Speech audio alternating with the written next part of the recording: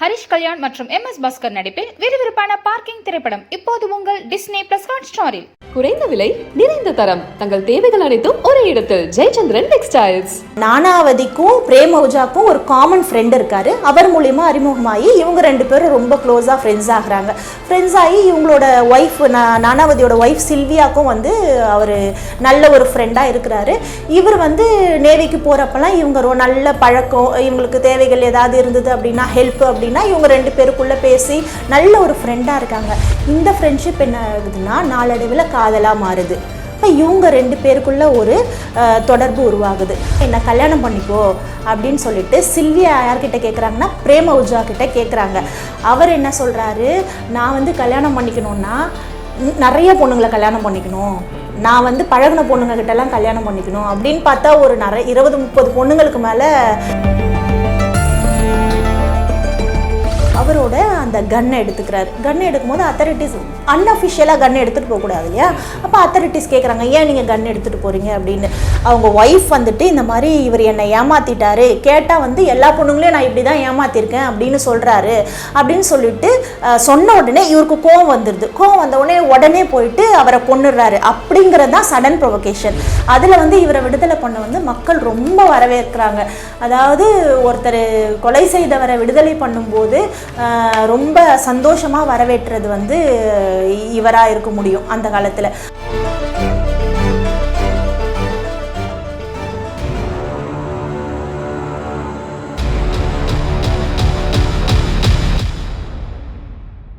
நக்கீர நேயர்களுக்கு வணக்கம். நான் ஜெரி. வரலாறாய் மாறிய வழக்குகள் எனும் தொடரில் இந்திய அரசியல் சாசனத்தை அதிர வைத்த பல்வேறு வழக்குகளை கலந்துரையாடி வருகிறார் வழக்கறிஞர் திருமிகு நதியா அவர்கள். வாருங்கள், அவரை வரவேற்போம். வணக்கம் மேடம். வணக்கம். இந்த கலந்துரையாடலில் எந்த வழக்கை பற்றி பார்க்க போகிறோம்? இன்றைக்கி வந்து நம்ம நானாவதி ஸ்டேட் ஆஃப் மகாராஷ்டிரா அப்படின்ற ஒரு வழக்கை பற்றி பார்க்க போகிறோம். இந்த வழக்கு வந்து ரொம்ப முக்கியமான வழக்கு. அதாவது இந்திய வரலாற்றிலேயே வந்து ரொம்ப ரொம்ப முக்கியமான வழக்கு. ஏன் அப்படின்னா, அதாவது நானாவதி யார் அப்படின்னா, அவர் வந்து ஒரு நேவி ஆஃபீஸரு. அவர் நல்லா படிச்சிருந்தவர். அவருக்கு என்னென்னா நாட்டுக்காக ஏதாவது பண்ணணும் அப்படின்னு ரொம்ப ஒரு நாட்டுப்பற்று உள்ள ஆள். அவர் வந்து என்ன பண்ணுறாருன்னா நேவியில் போய் சேர்றாரு.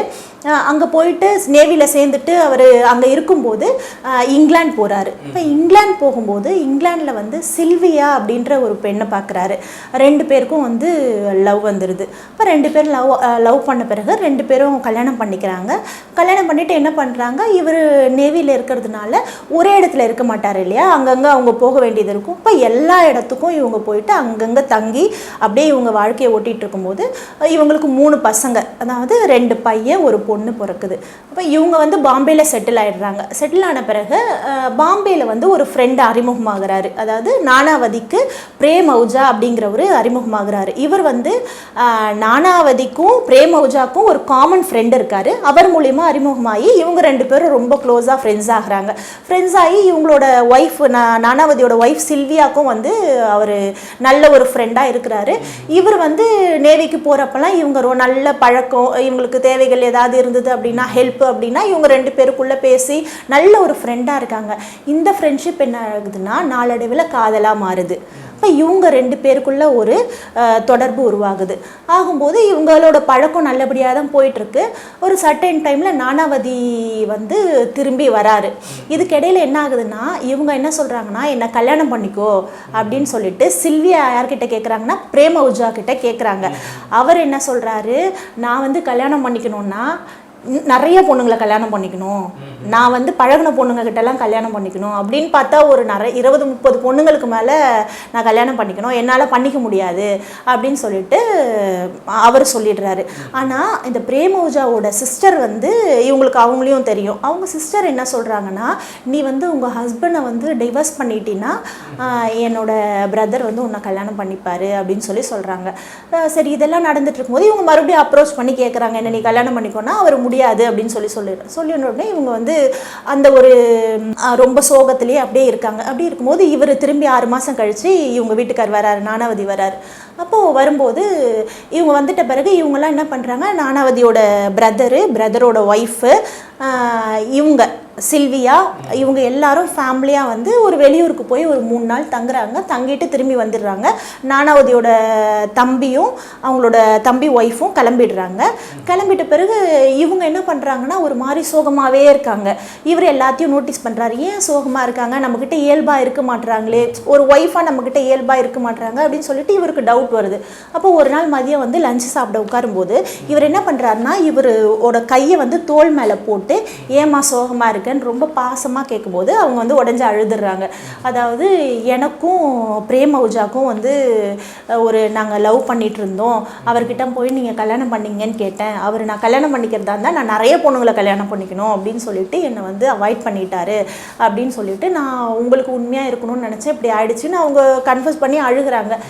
இதை பார்த்த உடனே அவர் என்ன பண்ணுறாரு, எதுவும் சொல்லலை, சரி அழுகாத அப்படின்னு சொல்லிட்டு என்ன பண்ணுறாருன்னா சரி சினிமாக்கு இவர் வரத்துக்கு முன்னாடியே 6 மாதம் கழித்து வரார் இல்லையா, அதனால் அன்றைய டேட்டில் சினிமாவுக்கு ஒரு 3-4 டேஸில் ஒரு சினிமா டிக்கெட் புக் பண்ணியிருக்காங்க போல இருக்கு. ஸோ அதனால் என்ன பண்ணுறாங்க, எல்லாரும் வந்து தேட்டருக்கு போகிறாங்க. தேட்டருக்கு போனோடனே இவர் என்ன பண்ணுறாருன்னா நீங்கள் போய் படம் பாருங்கள், நான் வந்து உங்களை 6 மணிக்கு பிக்கப் பண்ணிக்கிறேன் அப்படின்னு சொல்கிறாரு. ஸோ என்ன பண்ணுறாங்க, படம் பார்த்து நீங்கள் வந்துடுவீங்களா அப்படின்னு கேட்டால் நான் 6 மணிக்கெலாம் வந்துடுவோம், ஒன்றும் பிரச்சனை இல்லை அப்படின்னு சொல்லிட்டோன்னு இவர் என்ன பண்ணுறாருன்னா அவங்கள அங்கே இறக்கி விட்டுட்டு இவர் என்ன பண்ணுறாருன்னா ஷிப்புக்கு போகிறார். ஷிப்புக்கு போயிட்டு அங்கே போயிட்டு அவருடைய அந்த ஆஃபீஸ் திங்ஸ் எல்லாம் இருக்கும் இல்லையா, அந்த ரூம்குள்ளே போகும்போது அத்தாரிட்டிஸ் கிட்ட என்ன சொல்கிறாருன்னா என்னோட நாய் வந்து சிக்காக இருக்குது, அதுக்கு வந்து நான் மருந்து எடுக்கணும், அதனால் நான் வந்தேன் அப்படின்னு சொல்லிட்டு உள்ளே வராரு. உள்ளே வந்துட்டு அவரோட அந்த கன்னை எடுத்துக்கிறாரு. கன்னை எடுக்கும்போது அத்தாரிட்டிஸ் அன்அஃபிஷியலாக கன்னை எடுத்துகிட்டு போகக்கூடாது இல்லையா, அப்போ அத்தாரிட்டிஸ் கேட்குறாங்க ஏன் நீங்கள் கன் எடுத்துகிட்டு போகிறீங்க அப்படின்னு. அதாவது நான் ரொம்ப தூரம் நைட்டில் வந்து ட்ராவல் பண்ணணும், அதனால் எனக்கு வந்து அதுக்கு பாதுகாப்புக்காக வந்து எனக்கு கன் வேணும் அப்படின்னு சொல்லும்போது சரி அவங்க அக்செப்ட் பண்ணிக்கிறாங்க. இவர் கன்னை லோட் பண்ணிக்கிட்டு கன்னை என்ன பண்ணுறாருன்னா ஒரு ப்ரௌன் கவரில் வச்சு எடுத்துகிட்டு போகிறாரு. சும்மா டாக்குமெண்ட்ஸ் வைக்கிற மாதிரி ப்ரௌன் கவரில் வச்சு எடுத்துகிட்டு போகிறாரு. எடுத்துகிட்டு போயிட்டு என்ன பண்ணுறாரு, ஸ்ட்ரெயிட்டாக பிரேம் அவுஜா வீட்டுக்கு ஆஃபீஸ்க்கு போகிறாரு. ஆஃபீஸ்க்கு போனால் அவர் அங்கே இல்லை. அதுக்கப்புறம் என்ன பண்ணுறாரு, பிரேம் அவுஜா வீட்டுக்கு போகிறாரு. வீட்டுக்கு போய் கதவை வந்து தட்டுறாரு. தட்டின உடனே அவங்க சர்வெண்ட் வந்து கதவு திறக்கிறாங்க. கதவு திறந்த உடனே இவர் என்ன பண்ணுறாரு, ஸ்ட்ரெயிட்டாக பிரேம் அவுஜாவோட பெட்ரூம்க்கு போகிறாரு. பெட்ரூம்குள்ளே போகும்போது உள்ளே போயிட்டு கேட்குறாரு.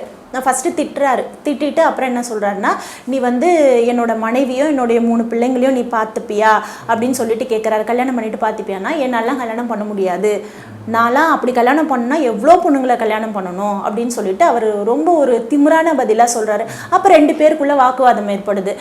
அப்புறம் என்ன பண்ணுறாரு, இவர் அந்த 6 கன்ஸ் லோட் பண்ணி எடுத்துகிட்டு போகிறார் இல்லையா கன்னு, அந்த கன்னில் வந்து 3 கன் ஷாட் பண்ணி அவர் வந்து இறந்துடுறாரு. அதாவது அவுஜா இறந்துடுறாரு. இறந்துட்ட பிறகு இவர் என்ன பண்ணுறாரு, கடகடன் வந்து வெளியே போயிடுறாரு. அதாவது பிரேம் அவுஜாவோட தங்கச்சி வீட்டுக்குள்ளே தான் இன்னொரு ரூமில் இருக்காங்க. இவர் வந்து ஒரு கெஸ்ட்டாக வந்தாருன்னா அவங்க தங்கச்சி எங்கன்னு கேட்டுட்டு பார்த்துட்டு போயிருக்கணும், அதுவும் பண்ணலை. இவர் வந்து சுட்டு அவர் இறந்துட்ட பிறகு இவர் கடகடன் வெளியே வந்துடுறாரு. வெளியே வந்துட்டு போயிடுறாரு. இதை வந்து அவங்க அந்த மெய்டு, அதாவது அந்த சர்வெண்ட் வந்து வாட்ச் பண்ணுறாங்க. இவர் வந்து வீட்டை விட்டு கடகடன் வெளியே போயிட்டு போலீஸ் ஸ்டேஷனில் போய் நான் தான் அந்த கொலையை செஞ்சதாக வந்து சொல்லி அரெஸ்ட் ஆயிடுறாரு. அரெஸ்ட் ஆகிட்ட பிறகு அதுக்கப்புறம் ஜூரி கிட்ட இது வருது. ஜூரி கிட்ட வந்து 2 சைட் ப்ராசிக்யூஷனும் கேட்குறாங்க. ப்ராசிக்யூஷனை கேட்டுட்டு ப்ராசிக்யூஷன் போயிட்டு இருக்கு கொஞ்ச நாள். அப்போ வந்து பிளிட்ஸ்ன்ற ஒரு பத்திரிகை பாம்பேல வந்து ரொம்ப ஒரு பத்திரிகை வந்து, அதாவது நானாவதி வந்து பார்சி இனத்தை சேர்ந்தவர், அவுஜா வந்து சிந்தி இனத்தை சேர்ந்தவர்.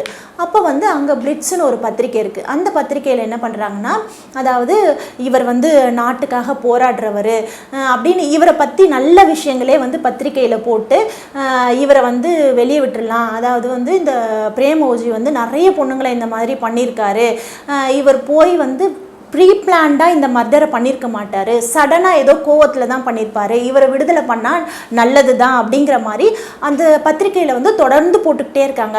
அப்போ அந்த பத்திரிக்கை வந்து 25 காசுக்கு விற்கிற பத்திரிக்கை 2 ரூபாய்க்கு விற்கிறாங்க. அந்த அளவுக்கு வந்து பத்திரிக்கையும் பாப்புலர் ஆகுது, இந்த விஷயங்களும் வந்து மக்கள்கிட்ட போய் சேருது.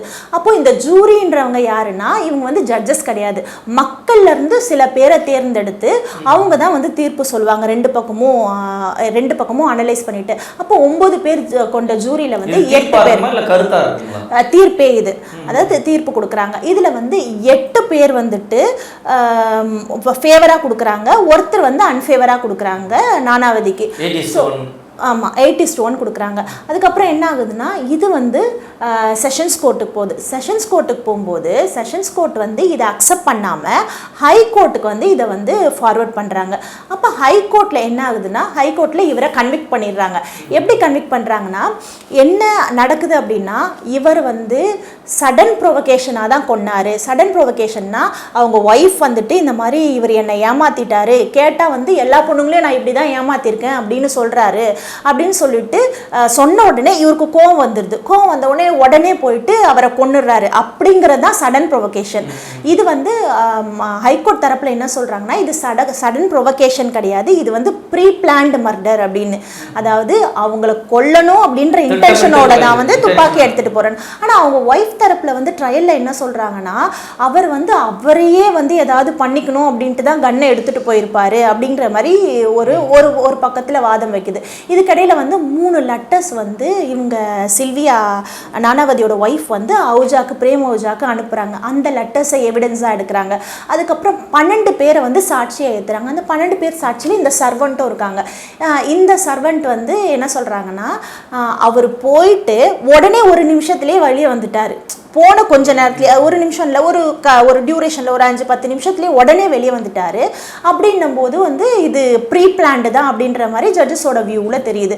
அப்புறம் இன்னொரு தரப்பு வாதம் என்ன வைக்கிறாங்கன்னா சப்போஸ் அவர் வந்து 2 பேருக்கும் இடையில சண்டை வந்து தான் இவரை தற்காத்துக்கிறதுக்காக அவரை கொண்டிருந்தாருன்னா அவர் வந்து அவரோட பெட்ரூம்லேருந்து குளிச்சுட்டு வந்து டவல் கட்டியிருந்தார். 2 பேருக்குள்ள சண்டை நடந்திருந்ததுன்னா அந்த டவல் கழண்டு இருக்கும் இல்லையா, அந்த டவலும் கழண்டு விழலை. அப்படின்னும் போது இவர் ப்ரீ பிளான் பண்ணி போன உடனே அவர் சுடணுன்ற எய்மில் தான் போயிருக்காரு, சுட்டுட்டாரு அப்படின்ற மாதிரி ஒரு தரப்பு வாதம் வருது.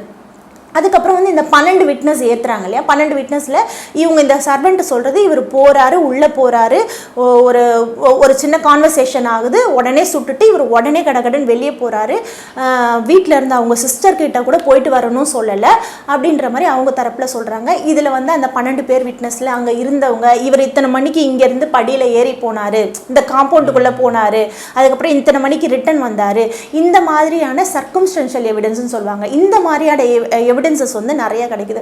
ஸோ ஜட்ஜஸ் என்ன பண்ணுறாங்கன்னா இவர் வந்து ப்ரீ பிளான்டாக தான் பண்ணியிருக்காரு, சடன் ப்ரொவகேஷன் கிடையாது. அதாவது சடன் ப்ரொவகேஷன் அப்படின்னா 10 வருஷம் தான் தண்டனை. இது வந்து ப்ரீ பிளான்டு மர்டர் அப்படின்றதுனால லைஃப்னு சொல்லிட்டு லைஃப் கொடுத்துட்றாங்க. இதுதான் வந்து 304 302ன்னு சொல்கிறது, 302 307 அந்த மாதிரி சொல்லுவாங்க. அப்புறம் நானாவதி என்ன பண்ணுறாருன்னா சுப்ரீம் கோர்ட்டுக்கு போகிறாரு. சுப்ரீம் கோர்ட் போகும்போது சுப்ரீம் கோர்ட் ஜட்ஜஸ் வந்து எல்லாத்தையும் அனலைஸ் பண்ணி பார்க்குறாங்க. பார்க்கும்போது அவங்களும் என்ன சொல்கிறாங்கன்னா இது வந்து ப்ரீ பிளான்டு மர்டர் தான் அப்படின்னு சொல்லிட்டு அவங்களும் லைஃப் சென்டென்ஸ் கொடுத்துட்றாங்க. கொடுத்துட்டு இந்த லைஃப் சென்டென்ஸ் கொடுத்து முடித்த பிறகு இது one of the landmark judgment. ஏன் அப்படின்னு நம்ம சொல்கிறோன்னா அதாவது ஜூரின்ற ஒரு வழக்கம் வந்து அந்த காலத்தில் 1959லலாம் வந்து இருந்தது. அதாவது என்னென்ன ஜூரினா ஜட்ஜஸ் வந்து விசாரிக்க மாட்டாங்க, அதாவது சம்மந்தமே இல்லாத போலீஸ்லேயோ இந்த ஜட்ஜஸ் துறையில் சார்ந்தவங்களோ இல்லாமல் பொதுமக்கள் வந்து ஒரு 10 பேரோ 12 பேரோ அந்த மாதிரி இதில் வந்து 9 பேர் அவங்க வந்து 9 பேரும் இருந்து 2 பக்கத்துக்கான ப்ராசிக்யூஷன்ஸும் கேட்டுட்டு அவங்களில் வந்து மெஜாரிட்டியானவங்க வந்து என்ன தீர்ப்பு சொல்கிறாங்களோ அதுதான் செல்லும் அப்படிங்கிற மாதிரி இருந்தது. இன்னமும் வந்து இந்த வழக்கம் வந்து பல நாடுகளில் வந்து இன்னமும் இருக்குது. பட் நம்ம இந்தியாவில் இந்த ஜட்ஜ்மெண்ட்டுக்கு அப்புறம் தான் அதை எடுத்தாங்க. ஸோ இது one of the landmark judgment தான் நம்ம சொல்ல முடியும். அப்போது இதெல்லாம் முடிஞ்சிட்ட பிறகு இவர் வந்து லைஃப் சென்டென்ஸ் கொடுத்து அதாவது ஆயுள் தண்டனை கொடுத்துட்டு இவர் வந்து சிறையில் அடைச்சிடுறாங்க. 2.5 வருஷ காலம் வந்து சிறையில் இருக்கார். இப்போ என்ன ஆகுதுன்னா அந்த பிளின்ஸ்னு ஒரு பத்திரிக்கை சொன்னோம் பார்த்தீங்களா, அவங்க வந்து என்ன பண்ணுறாங்க இன்னுமே வந்து மக்கள்கிட்ட வந்து ஒரு சிம்பத்தியை கிரியேட் பண்ணிக்கிட்டே இருக்காங்க. அதாவது வந்து இவர் நல்லவர், அதாவது வந்து ரொம்ப பெண்களை வந்து இந்த மாதிரி பண்ணவரை தானே அவர் கொண்டு இருக்காரு, அதுவும் வந்து அவர் கொல்லலை, ஏதோ கோவத்தில் சடனாக தான் பண்ணியிருப்பாரு அப்படி இப்படின்னு சொல்லிட்டு தொடர்ந்து வந்து இந்த பத்திரிகையில் போட்டுக்கிட்டே இருக்காங்க. அவரை வந்து நல்ல விதமாக காமிச்சிக்கிட்டே இருக்காங்க. அப்போ மக்கள் மத்தியில் என்ன ஆகுதுன்னா ஒரு சாஃப்ட் கார்னர் வந்துக்கிட்டே இருக்குது. ஆல்ரெடி வந்து அவங்களுக்கு அந்த ஜூரி கொடுக்கும்போதே இந்த பத்திரிகை இப்படி தான் பண்ணுறாங்க. ஸோ அப்போ வந்து அந்த ஜூரிஸ்க்குமே வந்து இந்த பத்திரிகையோட தாக்கம் இருந்து தான் அவங்க வந்து ரிலீஸ் பண்ணுறாங்க. ஸோ இதெல்லாம் நடந்துக்கிட்டே இருக்கும்போது கவர்னர் வந்து அப்போ கவர்னராக யார் இருந்தாங்கன்னா விஜயலட்சுமி பண்டிட்னு சொல்லி பாம்பே கவர்னராக இருந்தாங்க. அவங்க யார் அப்படின்னா நேரு அவர்களோட சகோதரி. அவங்க என்ன பண்ணுறாங்கன்னா அவங்களும் சரி முடிவு பண்ணுறாங்க இவங்களை வந்து இவரை விடுதலை பண்ணலாம் அப்படின்னு. அப்போ அவங்களுக்குள்ள ஒரு கேள்வி வருது என்ன அப்படின்னா அதாவது நானாவதி வந்து பார்க்க பார்சி இனத்தை சேர்ந்தவர். இவர் பிரேம் அஹூஜா வந்து சிந்தி இனத்தை சேர்ந்தவங்க. இப்போ நம்ம இவரை ரிலீஸ் பண்ணோம்னா இந்த சிந்தி மக்கள் வந்து அகிடேஷன்ஸ் பண்ண ஆரம்பிச்சிருவாங்க, ரொம்ப பிரச்சனைகள் வரும் அப்படின்ட்டு அவங்க யோசிச்சுட்டு இருக்கும்போது அப்போ என்ன ஆகுதுன்னா அங்கே பாய் பிரதாப் அப்படின்றவர் ஒருத்தர் இருக்கார். அவர் வந்து ஒரு சுதந்திர போராட்ட வீரர். அவர் என்ன ஆகுறாருன்னா அந்த சுதந்திரத்துக்கு அப்புறம் வந்துட்டு அவர் சம் ட்ரேடிங் பண்ணுறாரு. அதாவது பிரேம் அஹூஜாவும் ஒரு பெரிய பிஸ்னஸ், இறந்தார் இல்லையா, பிரேம் அஹூஜாவும் ஒரு பெரிய பிஸ்னஸ் மேக்னட்டு. அவர் வந்து அவர்கிட்ட பணம் இருக்கிறதுனால தான் வந்து நிறைய பெண்களை வந்து அவர் அப்படி பண்ணார். ஸோ இவர் வந்து பாய் பிரதாப் வந்து இவரோட கதை வேறு. இவர் வந்து ஒரு ஃப்ரீடம் ஃபைட்டரு. இவர் அதுக்கப்புறம் நம்ம ஃப்ரீடம்க்கு அப்புறம் வந்துட்டு இவர் சம் ட்ரேடிங் பண்ணும்போது அதில் வந்து ஒரு சில பிரச்சனைகளில் இவருக்கு வழக்காகி இவரும் உள்ள பிரிசனில் இருக்கார். இப்போது நானாவதியும் 2.5 வருஷமாக பிரிசனில் இருக்கார், இவரும் பிரிசன் இருக்கார். இவரும் அப்பீல் பண்ணுறாரு கவர்னர்கிட்ட. இப்போ நானாவதியும் பண்ணுறாங்க. அப்போ இவங்க என்ன பண்ணுறாங்கன்னா இப்போ இவங்க 2 பேரையும் ஒரே நேரத்தில் நம்ம விடுதலை பண்ணிட்டா எந்த ஒரு பிரச்சனையும் வராது. ஏன்னா அவர் வந்து பார்சி இனத்தை சேர்ந்தவர், இவர் சிந்தி இனத்தை சேர்ந்தவர். 2 பேரையும் 2 இனத்தை சேர்ந்தவங்களையும் ஒரே நேரத்தில் விடுதலை பண்ணிட்டோம்னா மக்கள்கிட்ட எந்த சலசலப்பும் இருக்காது அப்படின்னு சொல்லிட்டு பிரேம் அஹூஜாவுடைய சமுதாயத்தை சார்ந்தவர் தான் இன்னொரு நபர். அவரை ரிலீஸ் பண்ணிட்டோம்னா 2 சமுதாயத்துக்கிட்டையும் பிரச்சனை வராது, மக்கள்கிட்ட அதிருப்தி வராது அப்படிங்கிறதுக்காக பண்ணுறாங்க. ஆமாம் வராதுன்றதுக்காக பண்ணுறாங்க. அதனால 2 பேரையுமே வந்துட்டு விடுதலை பண்ணுறாங்க. அதில் வந்து இவரை விடுதலை பண்ண வந்து மக்கள் ரொம்ப வரவேற்கிறாங்க. அதாவது ஒருத்தர் கொலை செய்தவரை விடுதலை பண்ணும்போது ரொம்ப சந்தோஷமாக வரவேற்றது வந்து இவராக இருக்க முடியும் அந்த காலத்தில். அப்போது இவர் விடுதலை பண்ண உடனே இவர் வந்து இங்கிலாண்டில் தானே தன்னோட மனைவியை பார்த்து கல்யாணம் பண்ணிக்கிட்டு அவர் இங்கே பாம்பே கொண்டு வராரு. இவர் வந்து தன்னோட லைஃப்பை பீஸ்ஃபுல்லாக வாழ்வோம் அப்படின்னு சொல்லிட்டு தன்னோட மனைவி செய்த தவறை வந்து மறந்துட்டு இவர் அவருடைய 3 பிள்ளைகள், மனைவி எல்லோரும் சந்தோஷமாக போயிட்டு வெளிநாட்டிலே செட்டில் ஆகி அவங்க ஒரு நல்ல ஒரு அழகான வாழ்க்கையை வாழ்கிறாங்க. ஒரு ஆயுள் தண்டனை சிறைவாசி இப்போ இவர் நன்னடத்தின் காரணமாக இவர் வெளியில் வரணும் அப்படின்னா ஆளுநர் ஒப்புதலோடு வரணும்னா குறைஞ்சபட்சம் ஒரு 10 ஆண்டு சிறையில் இருந்திருக்கணும்னு சொல்லுவாங்க. இவர் நன்னடத்தை காரணமாக சிறையில் நல்ல ஒப்பீனியனோடு இருக்கிறார் அப்படின்லாம் சொல்லுவாங்க இல்லைங்களா. இப்போ இந்த வழக்கில் 3 ஆண்டுலேயே வெளியில் வந்துடுறாங்க. இப்போ இது சட்டத்தில் இடம் இருக்குதுங்களா இல்லை அரசியல் தலையீடு இருக்குதுங்களா? அதாவது இந்திய அரசியல் அமைப்பு சட்டம் 161 படி கவர்னருக்கு வந்து ஒரு தண்டனையை குறைக்கிறதுக்கான அதிகாரம் இருக்குது. அதாவது இப்போ வந்துட்டு பார்த்திங்கன்னா தூக்கு தண்டனையெல்லாம் சுப்ரீம் கோர்ட்லேயே கன்ஃபார்ம் பண்ணிடுவாங்க. அதுக்கப்புறம் வந்து கவர்னர் வந்து தண்டனை குறைப்பு பண்ணி அந்த தூக்கு தண்டனையை ஆயுள் தண்டனையாக மாற்றுவாங்க. அந்த சமயத்தில் வந்து இவர் ஆயுள் தண்டனையாக இருந்திருக்காரு. இவரை வந்து மன்னிச்சு அவருடைய ஆயுள் தண்டனையை குறைச்சி வந்து அவருக்கு ரிலீஸ் பண்ணியிருந்தாங்க. நானாவதி வர்சஸ் மகாராஷ்டிரா வழக்கில் இருந்தால் ஜூரி சிஸ்டம் எடுத்தாங்கிறத மிக தெளிவாக விளக்கம் அளிச்சிருந்தீங்க. நேரத்துக்கு மிக்க நன்றி. நக்கீரன் டிவிக்கு சப்ஸ்கிரைப் செய்யுங்கள். உங்கள் ஆதரவே எங்கள் பலம். ஆசிரியர்களுக்கு நண்பனாகவும் மாணவர்களுக்கு ஆசானாகவும் திகழும் தேர்வு வழிகாட்டி. ஒவ்வொரு பாடத்திற்கும் அனுபவமிக்க ஆசிரியர்களின் துல்லியமான தெளிவான விடைகள். CNC இருக்கு, தேர்வு பயம் எதற்கு? இது தீரன் பப்ளிஷிங் ஹவுஸ் விற்பனை வெளியீடு.